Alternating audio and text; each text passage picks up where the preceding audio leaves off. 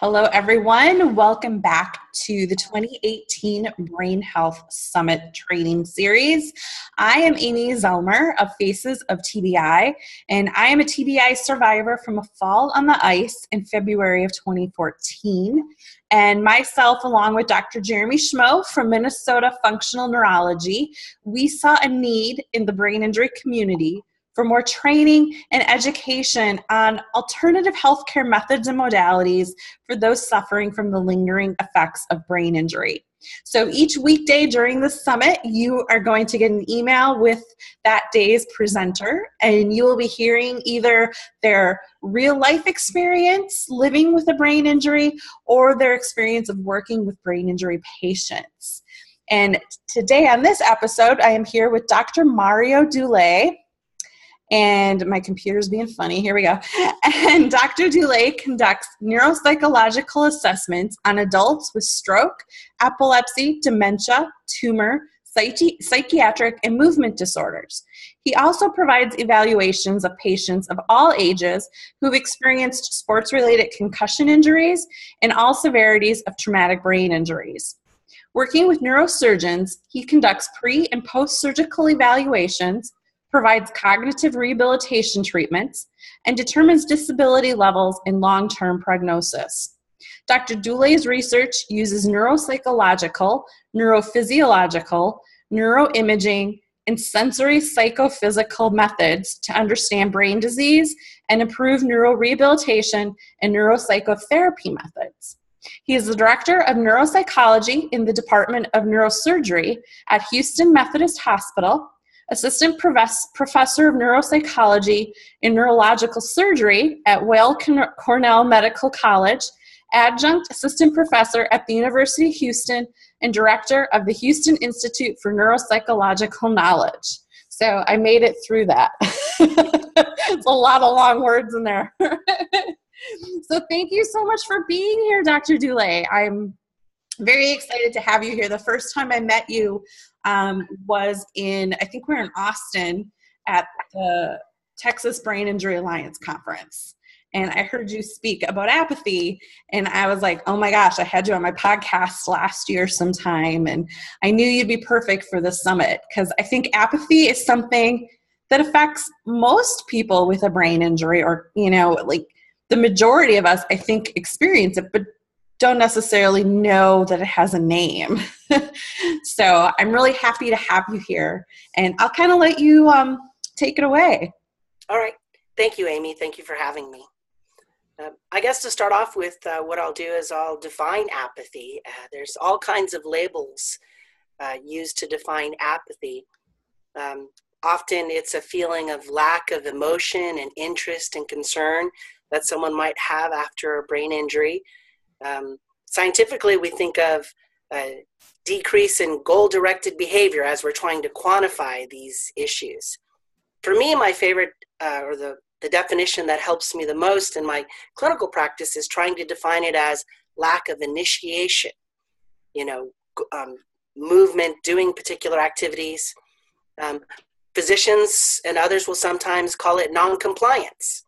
For whatever reason. It's a hurtful comment, but that's what they might say, because people aren't following recommended treatments. Right.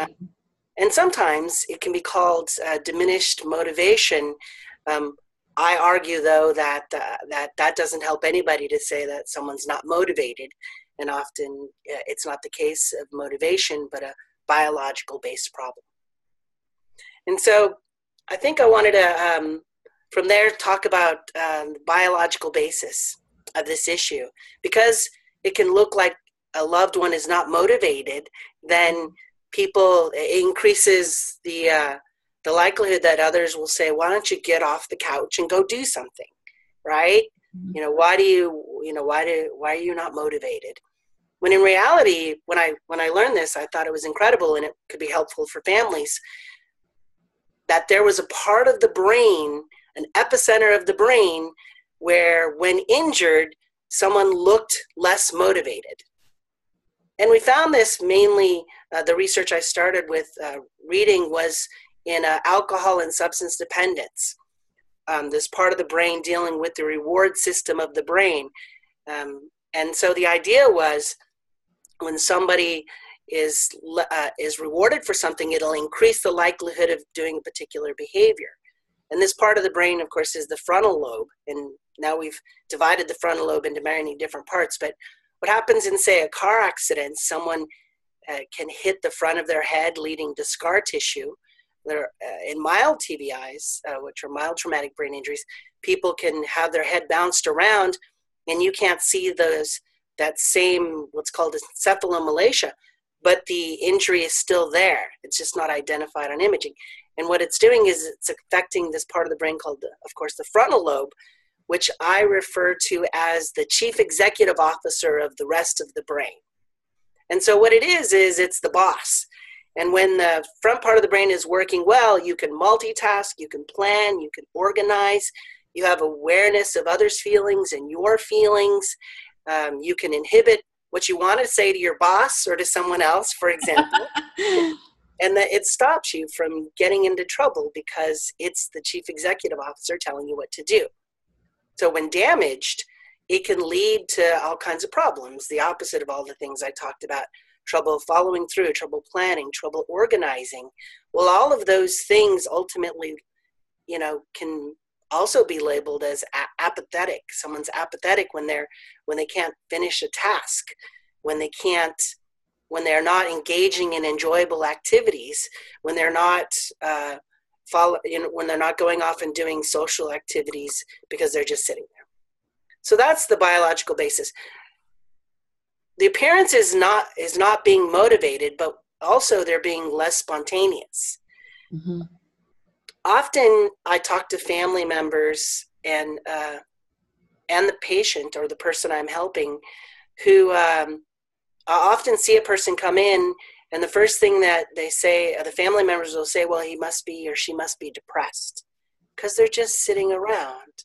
And often, sure, somebody can be depressed. It could be a reactionary depression because you've lost some responsibilities, you've lost some meaning in life, you've lost, a lot of things. Maybe you were defined by your job and you lost your job. And so depression is obvious from a reactionary perspective. It could be though, a biological perspective for depression, because you've changed the chemistry of the brain because neurons aren't interacting with each other like they did before. And the front part of the brain corresponds to the other parts of the brain to help people manage their emotions. If it's depression, then you treat the depression, and then hopefully symptoms will improve, the symptoms of not initiating and not doing regular activities such as socialization or getting up and going to do things that you enjoy doing. If you treat the depression, though, and these other problems remain, then it might be apathy.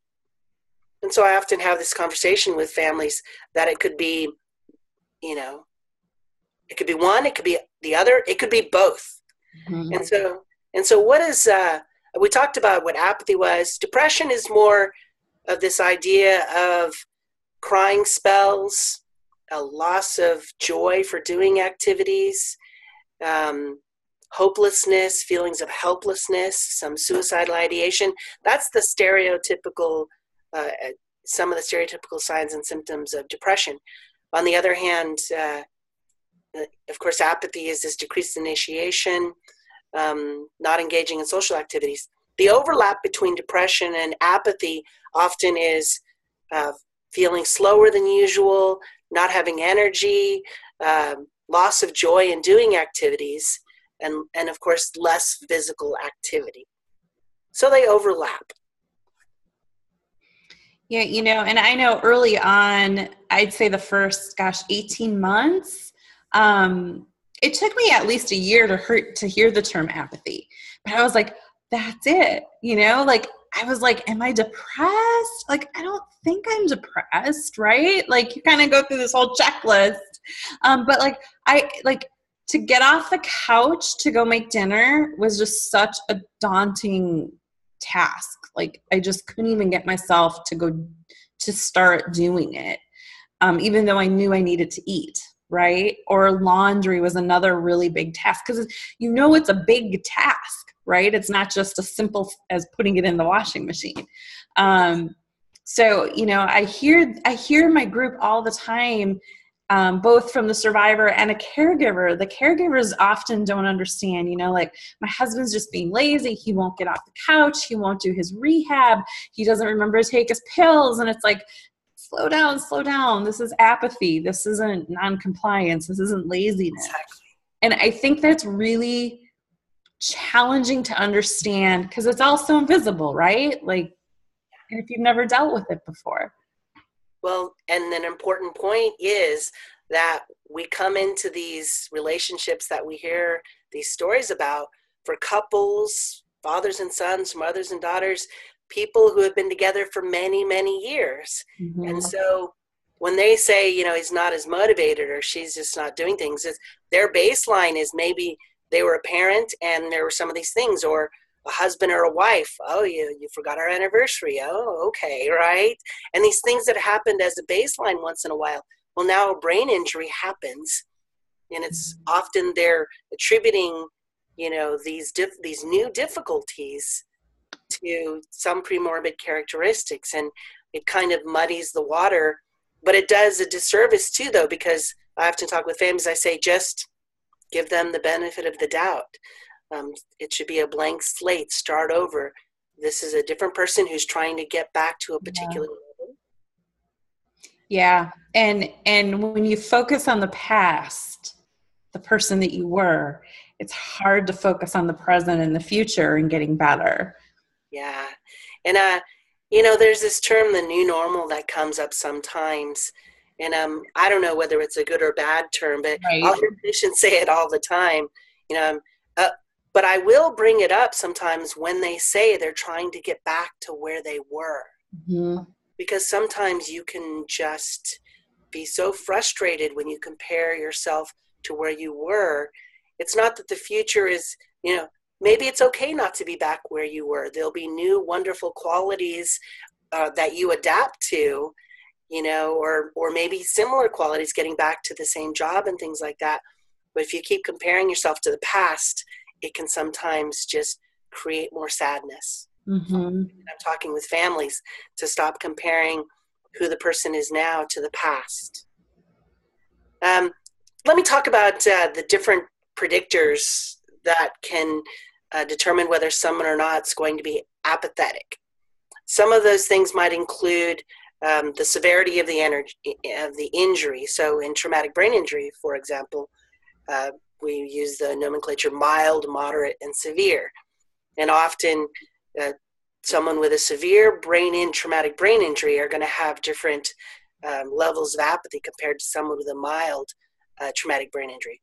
Now, in the beginning, it's all the same. It seems like it's all the same when someone comes out of a coma and post-traumatic amnesia. Many people are going to have the same problems. But the question is, for me as a clinician and a scientist, can I predict what's going to continue on for months or years to come? And so those are organic factors. If someone has cognitive issues like forgetfulness, well then all the interventions in the world aren't going to help if you're trying to teach somebody something that they forget. And then one of the hardest things to do is to help someone who's not aware of their troubles. Mm-hmm. So if someone isn't aware of their difficulties, sometimes physically there's no weakness, but cognitively they have this disinhibition and unawareness of troubles and apathy, then it's difficult to get them to help them empower themselves to do their own activities. Family members will complain, that the person I could create as much structure and the person won't self-initiate on, the structure that we've created. So those are organic factors. There's also reactive factors. It's tough when, for example, in motor vehicle accidents, people end up hitting their head, but then they also lose loved ones. That's a tough part. And we talk often about when should we let somebody know about that. And when we do, they're already grieving their losses, but now they're grieving the loss of other people. And then frustration management. So there's nothing tougher than having everyone else now telling you what to do. Right. It's no fun, especially, so siblings or spouses become caretakers sometimes, or caregivers, and often nobody wanted to be in that position. And of course, the person who had the brain injury didn't want anybody to be in that position. That's a fine balance. What that does, though, is it creates more apathy. If everybody's doing something for you, well, then you have less opportunity for your neurons to fire so you can do things for yourself. Right. There's also pre-injury characteristics. So going into a brain injury, as I say, if you were healthier before going in, you have more reserve, in my opinion, coming out of it. If you're fighting a brain injury and you also have coronary artery disease or other pre-injury issues, your body's fighting these other things as well as your brain injury when you're trying to heal. And there's other medical factors, so sleep deprivation, depression, of course, right. Biological depression, and then fatigue. So people often talk about, I'm just so exhausted. And so these can mask the real level of apathy. I can only imagine how hard it is to go do activities when you feel like you're stuck in molasses. Yes. And then the other factors are access to rehabilitation. Not everybody's insurance plan is the same. It takes many months in different states to get government-funded access to optimal rehabilitation. The rehabilitation place that you go to, a multidisciplinary approach is the best, but often if you're in a rural area, you're happy to have, whatever's nearby, because going into the city 2 hours away isn't an option sometimes. And then the last factor is the level of social support. There's nothing, there may be nothing more important than just having people around you who care. Mm-hmm. It makes a big difference if they're available, if they're understanding. They're going to go through their own frustration. If you have partners to help fight this instead of being alone, I know plenty of people who are alone who end up having to battle these issues. So what can a family member do to help their loved one that has apathy?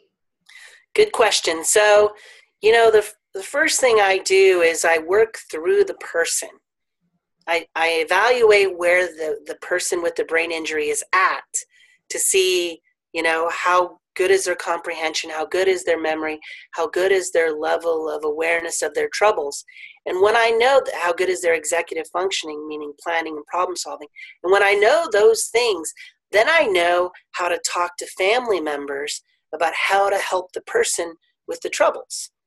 And so depending on, the difficulty, I'll tell family members, to help provide more structure. You hear this over and over again, provide more structure.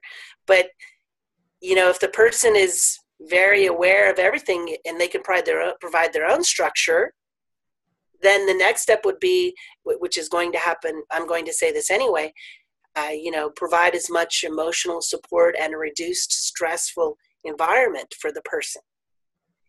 That's where I start.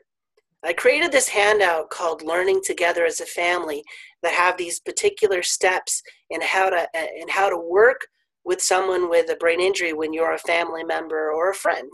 And one of those is prepare for the difficulties that the person repeatedly has. So if you know someone is going to be disinhibited, don't start that same old argument about, oh, you forgot to take out the trash. Mm-hmm. You find other ways. If they're forgetful, for example, you just say it as if it's the first time you've ever said it to them. Trash day is tomorrow, let's take out the trash. That's an example. That's one of the things. So the other thing is, try to manage time. If your loved one has a moderate to severe brain injury, time is the enemy of everything. Yeah. Trying to get somebody out for an appointment, trying to get someone, or trying to help someone, do different things outside of the house. If you start just a half an hour earlier, they're less stressed. Now, I hear family members often complain, though, well, I just need to set up everything. Well, that may be the case, that you need to help them through many different activities, even though the person's saying, stop helping me. Yeah. So it's a double-edged sword. You have to, as a psychologist, I find ways to empower people to help themselves. But if the injury is severe enough, then the family member I'm working with has to go at a place where they're helping even more than they would have known to, instead of waiting for the person to do it on their own. I remember you talking about time management. I remember, so I was a photographer and had my own business. And so I would have a session scheduled and I'd have to set reminders in my phone, a half hour, 15, 10, and 5 minutes, because I would literally forget that fast. Yes. So I'd be like, oh, I have someone coming in a half hour. I should get everything ready. Ding. Oh gosh, 15 minutes. Someone's coming. I should go get dressed, and then 5 minutes. Oh my gosh, they're going to be here. It was unbelievable how quickly that information was just gone out of my head. Yeah. It was nice. It's nice to hear, though, that you had strategies and you knew yourself well enough that it wasn't just 5 minutes before, oh, here it is, because you wouldn't have been ready. No. And you tried to manage. It's a way of managing stress, honestly. It's, 15, 10, 5, you're preparing, you're aware, and you're not so stressed out if you plan ahead. And so, and that's one example of the many different examples that the person with the brain injury or family members can use. Sometimes you don't need a professional to teach you some of these strategies. Other times, the severity of the injury, or maybe someone just didn't think about it. Educational, all the different things that we participate in, educational courses, symposiums, podcasts, these kinds of things. Getting engaged in these activities, you get to, and support groups, you hear what other people are going through and how they compensate and their family members help. It's a wonderful way to find these compensatory strategies, which is what you're talking about. Yeah. And to know you're not alone. Yeah, that's the wonderful. Yeah, you're not the only one that's dealing with this, or you're not the only family that, that doesn't understand it, right? Yes. When I see families, I also often gauge where they're at, though, because often they're so overwhelmed. Just going to one of these support groups is hard, or, because it's hard getting out of the house, especially with time management. And so often the interventions will be to try to make it easier for the patient or the family members to be able to have access to these needs. So I won't do video conferencing, but I'll often talk by phone and follow up repeatedly.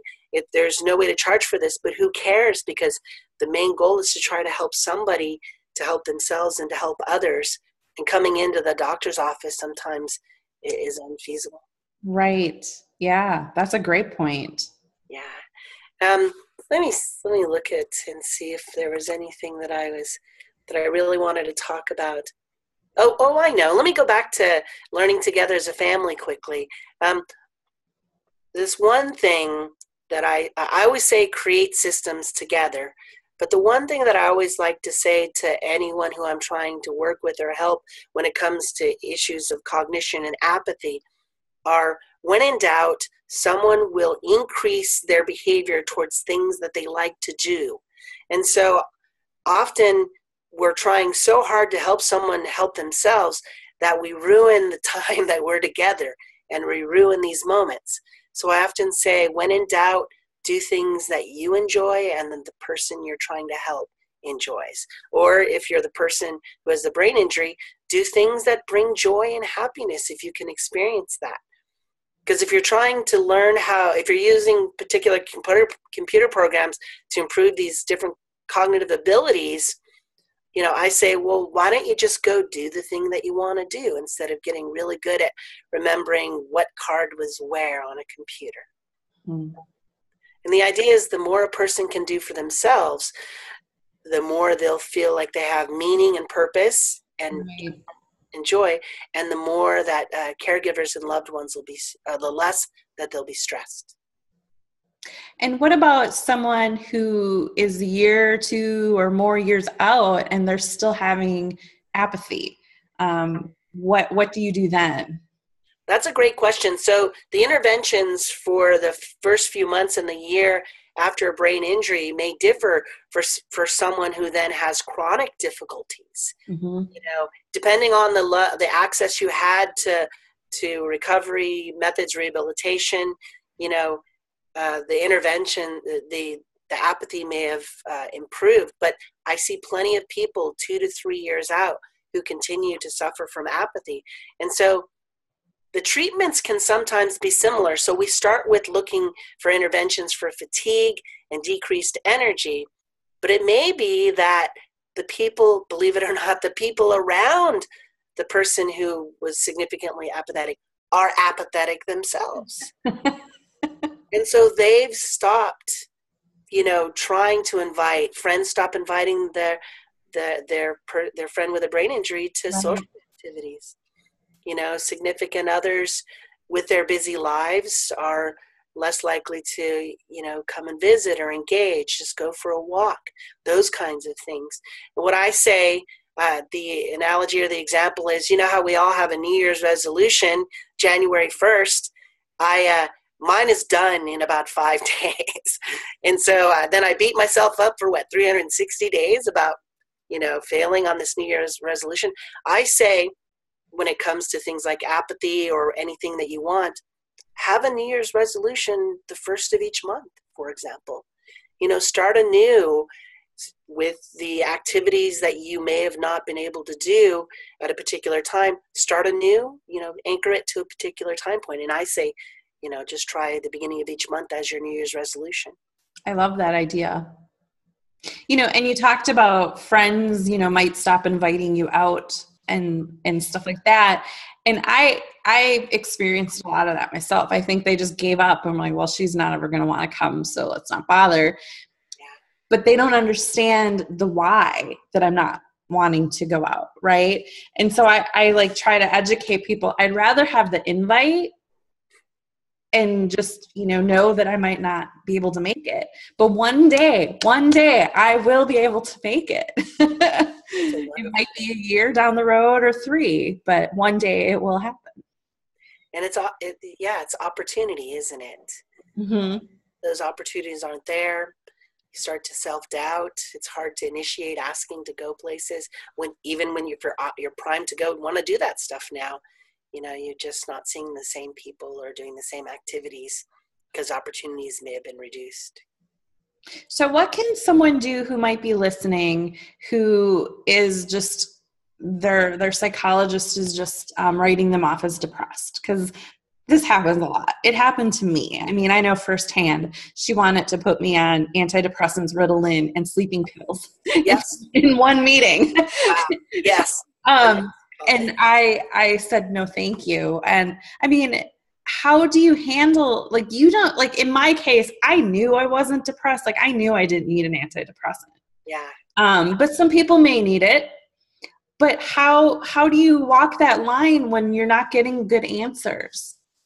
Well, so that's a great question. So from the practitioner perspective, they first need to know, and many people don't often know unless you're a specialist who helps people with brain injuries, that there is apathy, there's emotional lability, and there's depression, and those 3 things are different, and the treatments are different. And so often physicians just have a case just recently where physicians take offense to not for the person not to follow their recommendations because I'm not picking on practitioners, but they just take offense. And that's from the practitioner point of view, is to be able to work with the person based on wellness. What's the philosophy of the patients, from a wellness perspective, from a cultural perspective, from a willpower perspective. Some people may want to find other avenues besides medications. Now, from the patient perspective and the patient and family perspective, the idea, would be to be your own advocate, to speak up, and maybe it might not always work out, but you speak up and then you explain why. Maybe I'd prefer to try to exercise and, send me to a person who can teach me about good sleep hygiene. You're advocating for yourself. And sometimes you're only going to get 15 minutes with these physicians, but it's important to have a good patient physician or practitioner interaction. At some hospitals now, you get to send emails, and these hospitals, they keep track of how long it took for the physician, for example, to respond back. So they're trying to get us to respond back to these detailed paragraph questions, and I love it. Then it shows up in their medical records. That might not always be the case, for some people, but the patient, shouldn't sacrifice their values and what they believe in. If they don't think they're depressed, then, the goal is to explain why they're not depressed. They don't have to, but the physician may, or the practitioner may understand better.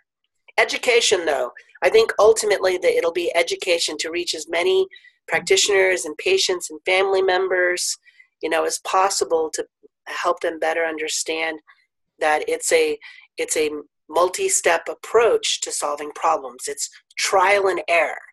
And so as a family member and as a patient, it's helpful for me to let them know that the first solution isn't going to work out.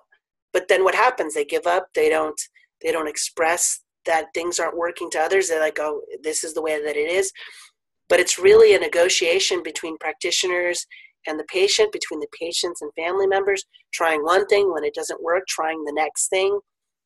That'll lead to apathy in itself when something doesn't work. Knowing that you'd be frustrated, knowing that it's a frustrating process, though, hopefully will help diminish the frustration. And, when I first found Dr. Schmo, I was 2.5 years in, and he sent me home with like a packet of exercises that I was supposed to do. And I sat them on the counter, and I had every intention of doing them, and I would forget about them and not even remember I was supposed to do them, right? So I'd go back the next day, he'd be like, did you do your exercises? I forgot. And so then he would actually text me in the evening, do your exercises. Nice. And I'd be like, oh, yes, I got to go do my exercises. So I'd go do them. Yeah. And, something that simple to help someone. And there's probably like automated programs that exist to help you as a clinician do that with your patient. That made all the difference for me. Yes, great point. It's just these, structure, reminders, anything that can help you compensate to do something such as homework, which is supposed to help you. In your example, though, it's wonderful. It's not like you didn't want to do it. Right. It's that you didn't, you forgot to do it. Some people will get overwhelmed. Yeah. I have to reel back on some homework because I'm so excited to help the person help themselves that I flood them with information. Right. And then I got to figure out a way to help them help themselves without overwhelming. Yeah. Yeah. That's a great point too. Anything we didn't touch on that you wanted to make sure we covered? No, I think I was able to cover the important points. Yeah, this is great. I think this was really, really great information. I know we have both clinicians and survivors and caregivers watching. So I think this is really, really great information. So thank you so much for being here, Dr. Dulay. Thank you, Amy, and thank you for everything that you're doing. I looked on your website and I couldn't believe the different things that you're doing across the nation. So it's awesome to see you doing these things. It's exciting. And thank you everyone for watching. I hope you've enjoyed this episode. And just a reminder that if you're not able to make all of the live presentations, you can certainly purchase all of them for $29, with a portion of the proceeds going right to the Brain Injury Association of America. So thank you everyone, and we'll see you next time.